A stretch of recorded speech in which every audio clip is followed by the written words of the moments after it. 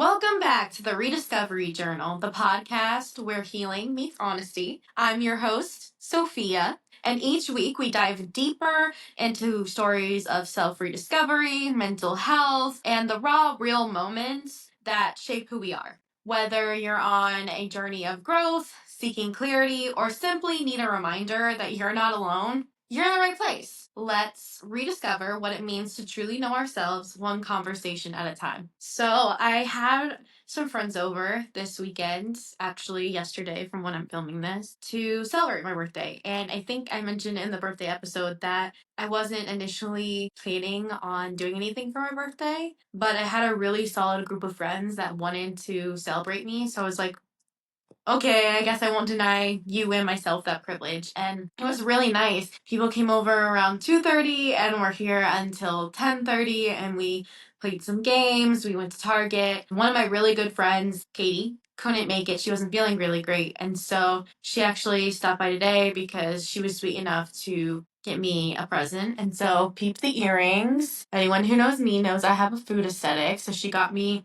these really cute earrings and this gorgeous necklace. And also a lot of my friends who came over yesterday got me really thoughtful gifts. My one friend that I met, well, I guess all my friends here in Texas I met here in Texas, but one of my friends, Maya, she made me a whole bunch of this really cool homemade stuff. She made me 3 different homemade muffins. She made me 2 different types of homemade butter. She made me homemade bread. She gave me kale from her garden. She literally picked flowers from her family farm and gave me some of those as well. Gosh, I feel like I'm forgetting something. Oh, she literally made tea for me. The ingredients for me to make my own tea. And she gave me some extra fake nails that she had, so we're feeling extra confident right now. My other friend, Maddie, got me a cute little coupon for us to go out and do something together that I'm really excited about, as well as a really sweet card.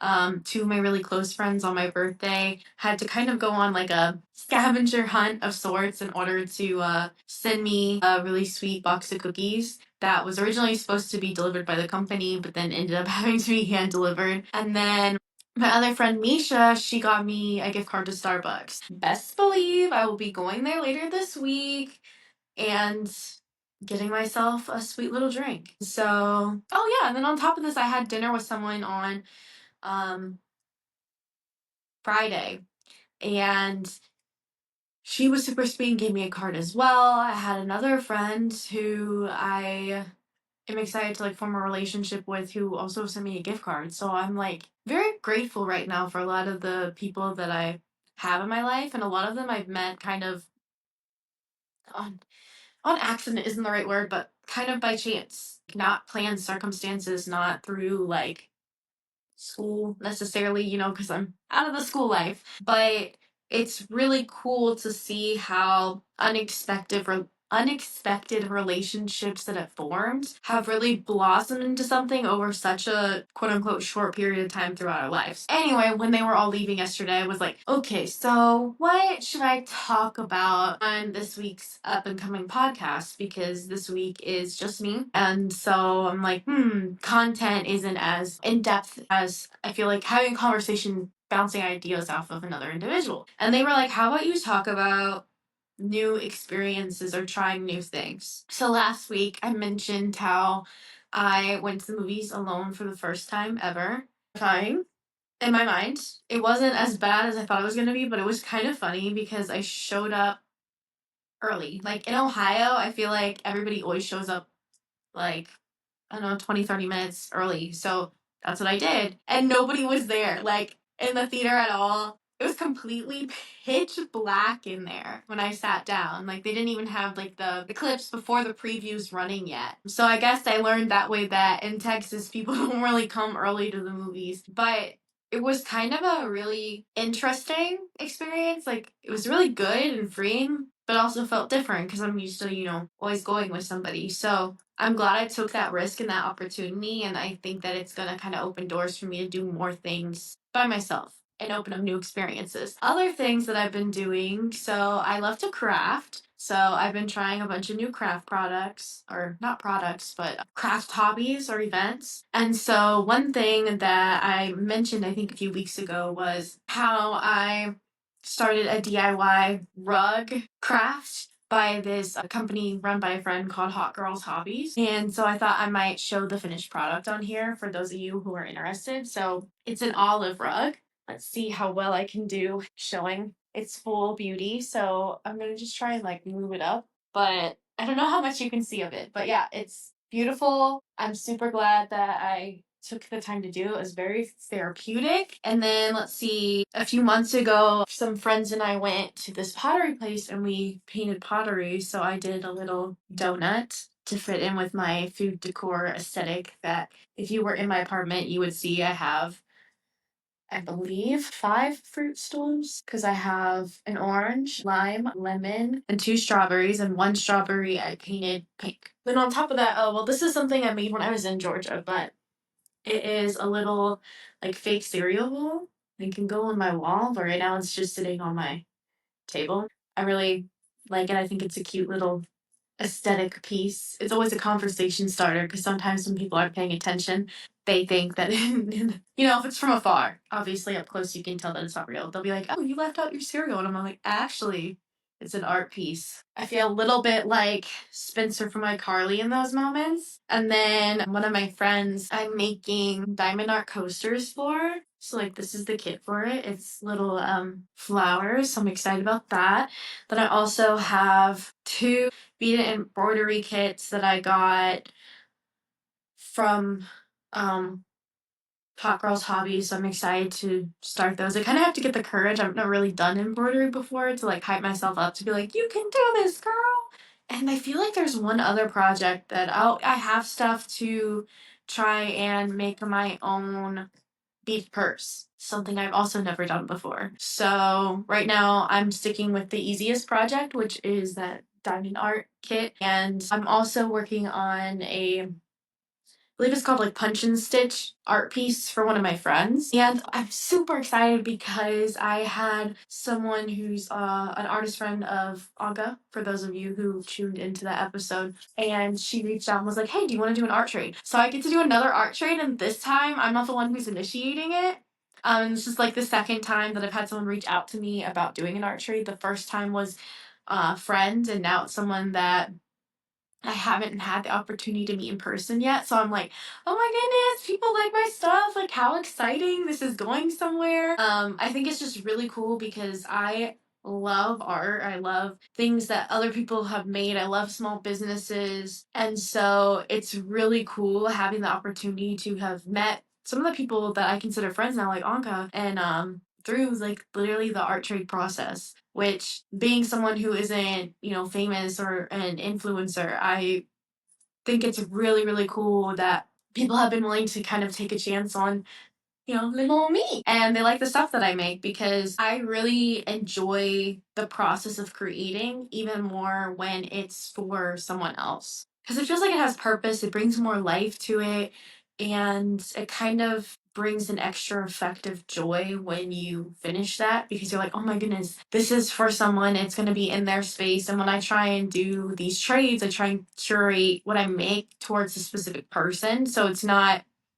a generic piece that like everyone is getting that I trade with. I try and ask a lot of questions about, okay, what's your style? I do mock-up designs. I try and get their color choices. And then, some people want to be more part of the process. So with that, I kind of every step of the way, I'm like, okay, this exact color tone, are you good with that? Versus some people are like, okay, your sketches are enough for me. Like, let's go from here, and I'm excited to see what you create. And it's awesome. Like, it's just so cool. It gives me life. It makes me feel like I am an artiste. Obviously, I'm not at that point yet where I'm a famous artist and I can sell my work or anything, but it's really cool knowing that people are willing to trade with me and they actually like what I create because, I didn't really spend as much time as I would have liked looking back in the quote unquote art field. And so now I'm trying to spend a lot more time getting into that realm of existence and trying new things, especially as it comes to art. Because one thing I think is interesting, I think it's been a trend where it's like the crafty girlies,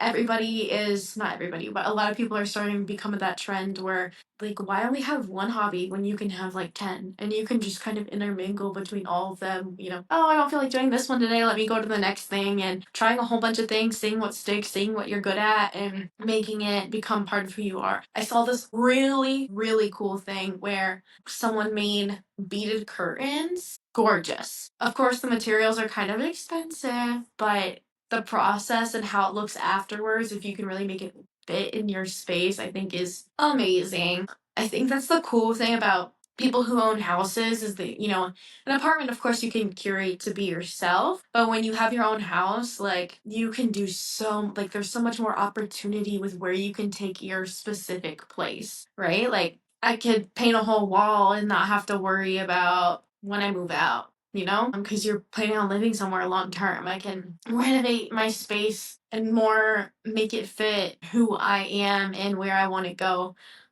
Versus an apartment is typically, more temporary. So or at least I try to keep it as, clean or easy to pick up afterwards as possible. When I get to that stage where I'm moving out. But if anybody has any ideas for art projects, please let me know because I am all ears. I love to try new things. I was thinking or talking to one of my friends about Shrinky Dinks. I don't know if anybody remembers those from back in the day. When I went to the YMCA camp in school, we used to, well, not in school, but over the summer, we used to do them. And it's kind of like this material, you draw on and then you pop it in the oven and it shrinks. A lot of people are making keychains out of them now or just little decorations and stuff. I think that it is such a cute aesthetic. And I also love the fact that a lot of things that were trendy when I was a kid are kind of now coming back in trend where we can kind of enjoy it again, I mean, of course, you can enjoy things at any age, but I think it's hard sometimes when societally, if you're excited about something, other people are like, really? You want to do that? I think it's a lot easier sometimes to express your excitement for something when it's more socially acceptable or quote unquote trendy for the moment. Also, like, oh gosh, I can't remember the name of them, but there's thing they came with stencils and then they had like little beads and then you put like parchment paper or something over it and got out a iron and kind of ironed it down and made them. I can't think what the word is for them, but I think that they've been coming back too. And I saw someone make curtains um like out of them. Really cool. In terms of other trying new things, so one thing I'm hoping to try soon, and I think I'll get to with one of my friends, is making my own pottery and like doing a pottery wheel thing. So cool. I love the idea of creating things. I think that it adds such a bigger meaning to something when you get compliment on like this mug is so cute and you can be like I need it, thank you. Versus like, I mean, it's still cool if you happen to find something, especially if it's like a crafting fair or market, but I think it adds an extra boost of confidence. Like, yeah, girl, like this is a one of a kind original made by me, myself, and I. Versus, something that everyone can get. Also, going back to things people got me, my friend Maddie also got me this really cute cherry mug. And I just love the fact that I have friends who pick up on my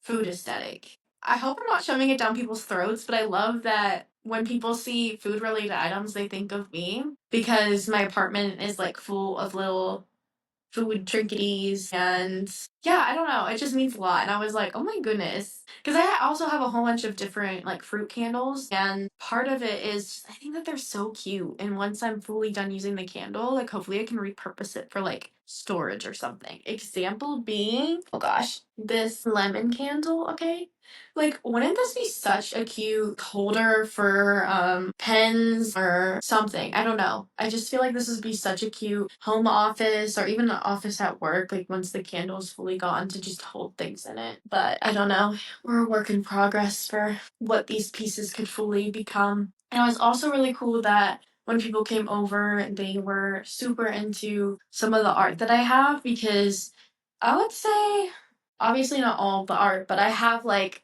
a specific corner of my apartment that is all art that either I fully made myself or I made with the help of my dad, who is low key, high key an artist. I mean, he doesn't quote unquote practice, but I think that that's kind of where I got some more of my creative gene from. And literally, the pieces that I love the most in my apartment are the ones that I created specifically with him. He came down to my apartment when I was living in Georgia last year. And I think he was there for like a week, and we went to a Braves game, which was super fun. And on top of that, he brought some of his like high tech equipment to kind of help me with some of the stuff, because some of it I wanted to take wood pieces and make shapes and stuff. And first of all, I don't have my own like plug-in special saw, but also if I had one, I wouldn't. I'm not trained on how to use that yet. So he helped me with a lot of that aspect. He also has better handwriting than me, so for the words aspect, he wrote everything out. But I'm gonna actually go get one of the pieces that he helped make. Honestly, he did most of the work on this piece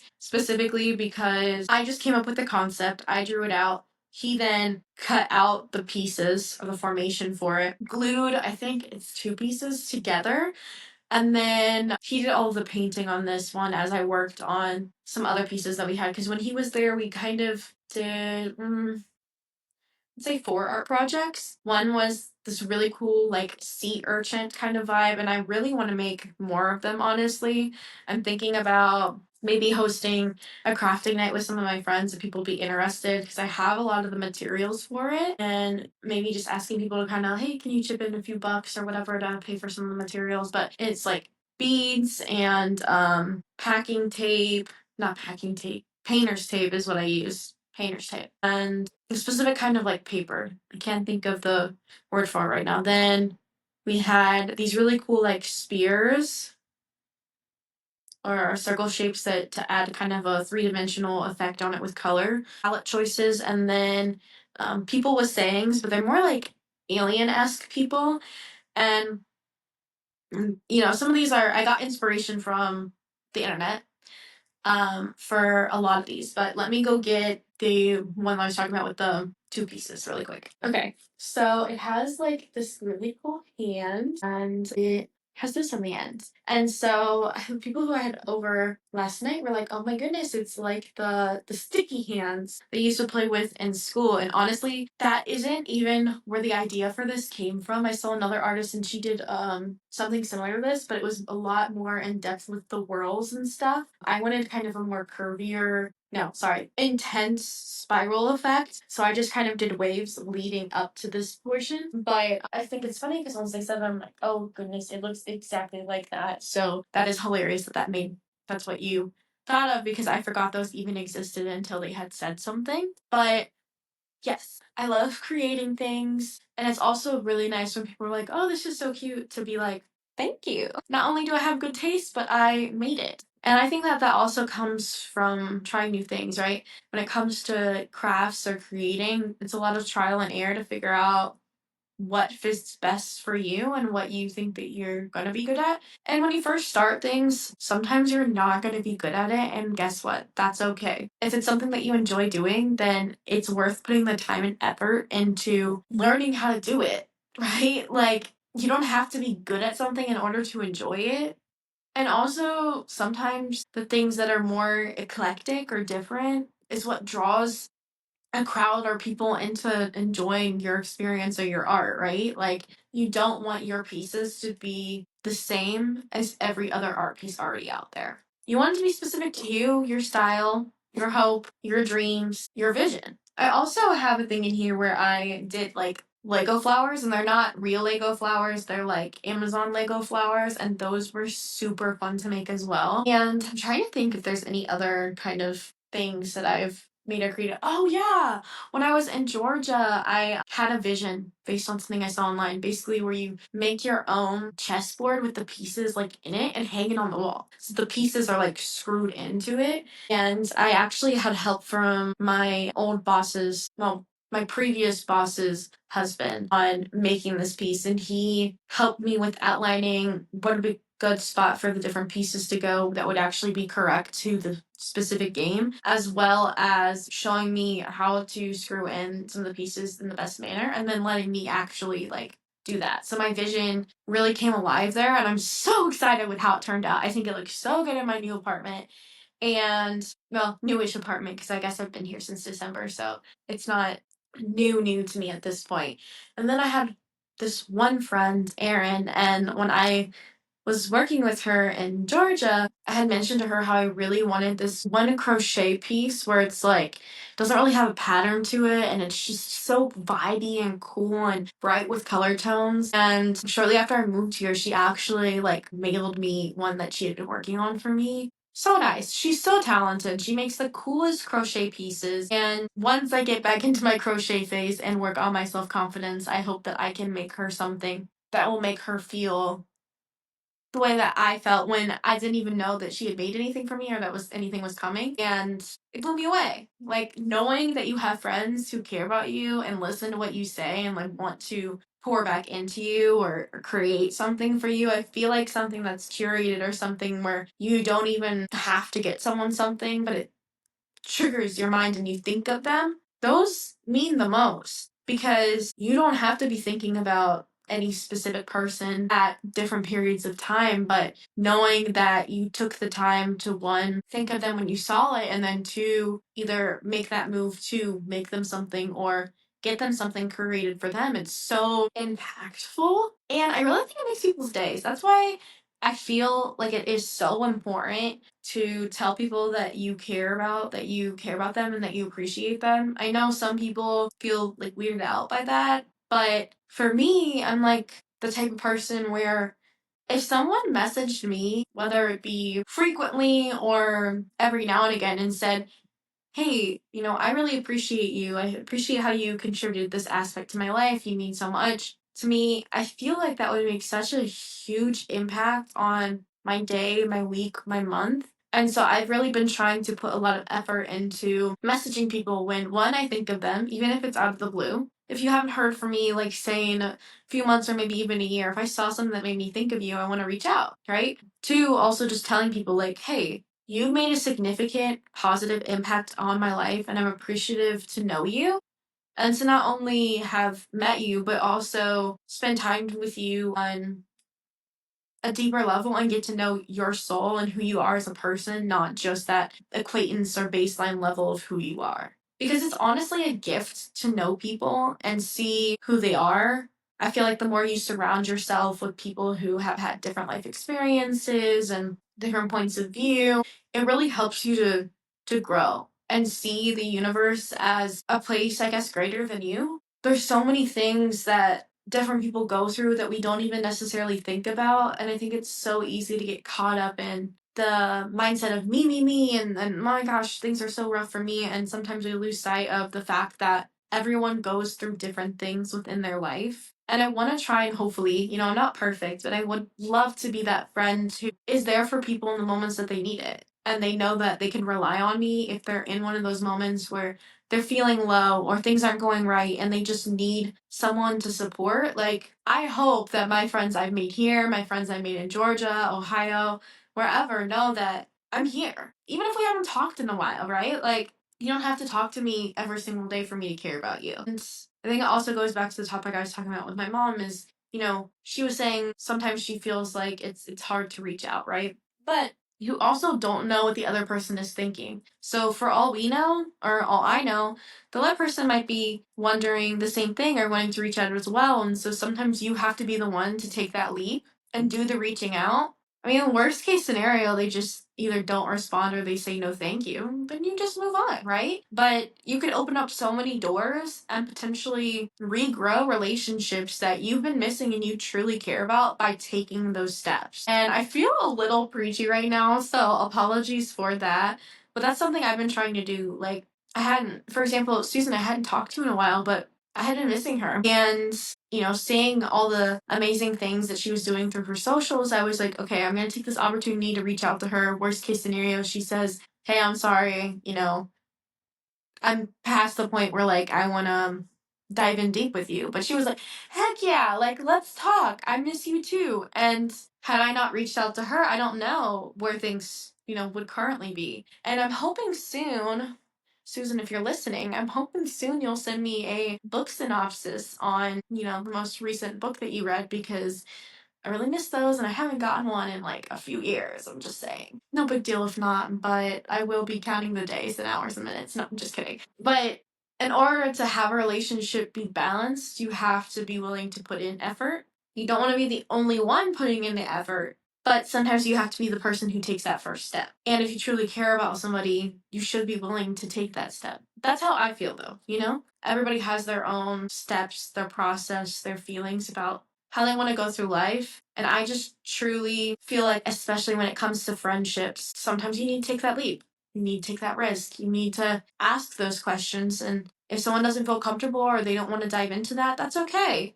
But at least you tried to be there for them and you tried to have that conversation. And, you won't have any regret about that now. You won't have regret for trying, or at least hopefully you shouldn't. I say that. And of course, like, there are things I've done that I regret. I think everybody has moments or times that they wish they would have handled situations differently. But I had a really deep conversation with a mentor and friend on Friday, and she kind of was saying that she worded it so eloquently, and I don't think that I can kind of word it on the same level as her, but if you make a mistake or you do something and it hurts people, right? If they truly care about you, they'll be willing to have those conversations and say, hey, you did this. This is how it made me feel.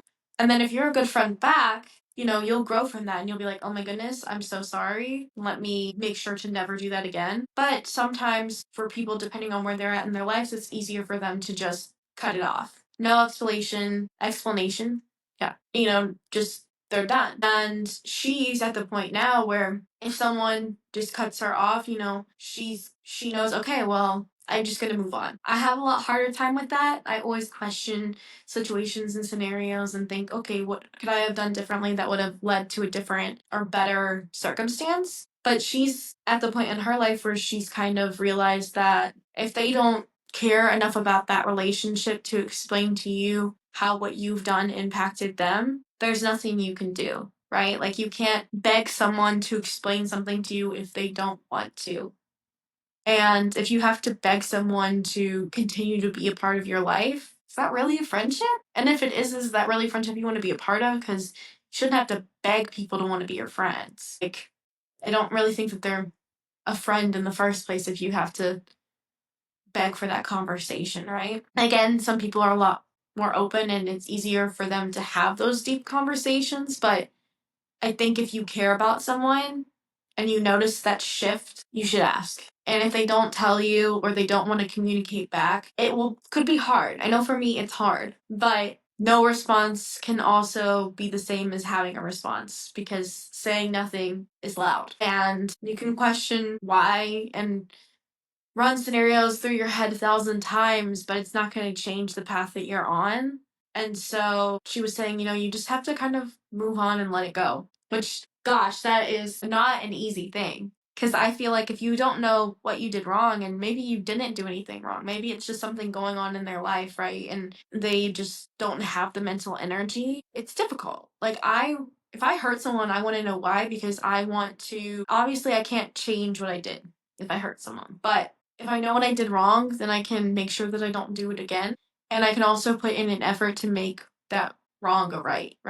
Like I can put in the effort to show them that I care and that I want to atone for that mistake. I never want anyone in my life to feel small or hurt by anything that I say, And that's why intention and impact are so important, because you can have pure intentions, but that doesn't mean that the impact to the person that you're conversing with is always going to be positive, because we all have our own brains, we all have our own thought processes and life experiences. And so, one thing that you say to a group, every person in that group can take it differently. And you have no control over how people interpret or understand what you're trying to get across. You only have control over how you react in the moments where there are those 5 different understandings, right? Anyway, I think I'm going to end the episode here. And I would love it if people would maybe like leave a comment, no pressure or anything, but it'd be really cool to see what kind of hobbies or activities people have recommendations into trying, as well as just, I guess, people's thoughts on making the first move when you haven't spoken to someone in a while. Is that something that you think is fully on the other person? Is that something that you ever think about? Or once you haven't talked to someone for a while, do you just kind of move on with your life? So that's, I don't know, a question or thing to chew on. So now for the extra. Thank you for joining me on this journey of rediscovery. If today's conversation resonated with you, I'd love for you to subscribe, leave a review, or share this episode with someone who you think might need it. Remember, healing isn't linear and growth takes courage, but you're never alone in it. Now, let's keep this conversation going. Follow the Rediscovery Journal on Instagram. And I also have an email that you can kind of, the Instagram is at the Rediscovery Journal. And I also have a Gmail if anybody wants to like email any conversation pieces that they want on, or if you want to come on the show and talk about something. Yes, email me, come on.